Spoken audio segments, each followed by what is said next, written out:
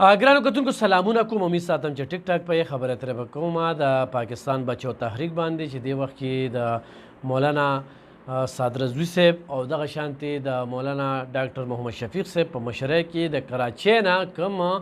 لانګ مارچ را روان شوی دی. نن یې اوومه ورځ ده. په اوومه ورځ باندې زه خبره ترې کوم چې مسلسل ورځ تر ورځه د خلکو کې اضافه راځي او چې کوم ځای ته راځي رارسي نو هلته کې پې د ګلونو دغه د شیندلو یو باران وي او تر دې پورې چې کوم سرکاري خلکاران دي په ویډیو کې لیدل کېږي چې پولیس او مختلفو محکمو خلکه هم راځي او په هغوی باندې ګلونه ورولي.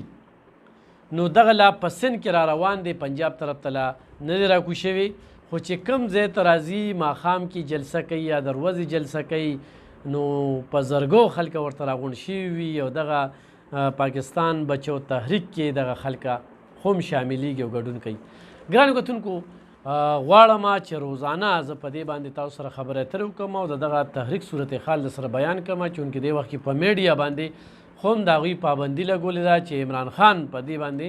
پابندي لګولې او په هغه وخت کې چې د الله او د الله د رسول خبره یې کوله او دې میدان ته روتي و د هغه ملغونو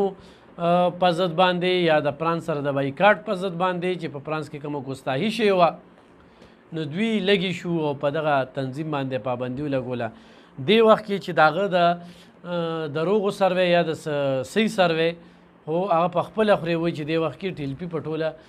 پاکستان کې په 3 نمبر ده، خو چېرې دې وخت کې موقع پرېښودله نو ټیلپي په پاکستان کې په 1 نمبر ده. نو د خلکو ورته نظر دی ځان دپاره نه دي روتې، د قوم د مفادو لپاره روتې دي. د پی ډي ایم د حکومت نه دا غوښتنه کوي چې په خپلې پالیسو باندې نظرثاني وکړي او ارزاني راولې په عالمي منډۍ کې چې د تیلو کم نرخ دی هغه نرخ ته راکوشي. نو راتلونکي وخت کې امکان شته دی چې حکومت په خپلو پالیسو باندې نظرثاني کوي، ارزاني به راولي، پاکستان بچو تحریک د دغه غوښتنو پاسداري به کوي او ټیلپي به په خپلو مقاصدو کې کامیابیږي، کم مقاصد چې هغه د قام یہ جیلے شہلے دار چار ہم سزائے موت کی چکیاں بھی دیکھ آئے ہیں اور یہ دیکھ آئے ہیں ہمیں جیل میں آ کر ایک دھمکی لگائی تھی کہ اب تم جب باہر جاؤ گے تمہارا سافٹ ویئر اپڈیٹ ہوگا. میں نے کہا ہم محمد عربی کے غلام ہیں، تمہاری ہارڈ ڈسک اڑا کے رکھ دیں گے.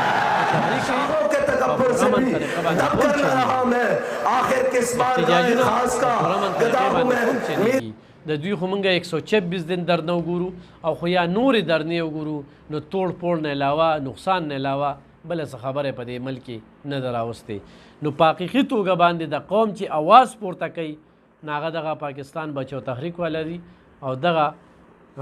ټیلپي والا دي چې دې وخت کې په میدان کې راوتلي دي. نو نن اوومه ورځ ده چې زه ریکارډینګ کومه د اووه ورځو باوجود چې کوم دی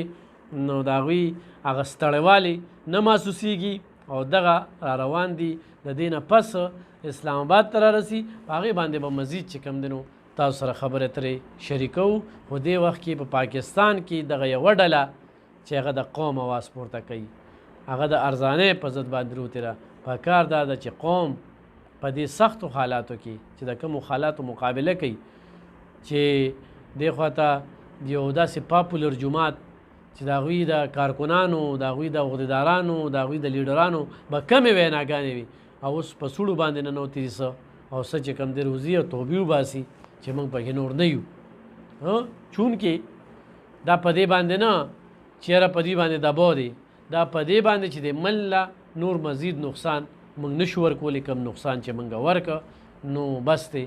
مزید چې کوم دی عمل سره غداري نشو کولی او د عمل ترقي غواړو. په دغه لحاظ سره هغوی راځي او دغه ډله پرېږدي او نور د قید خبره چې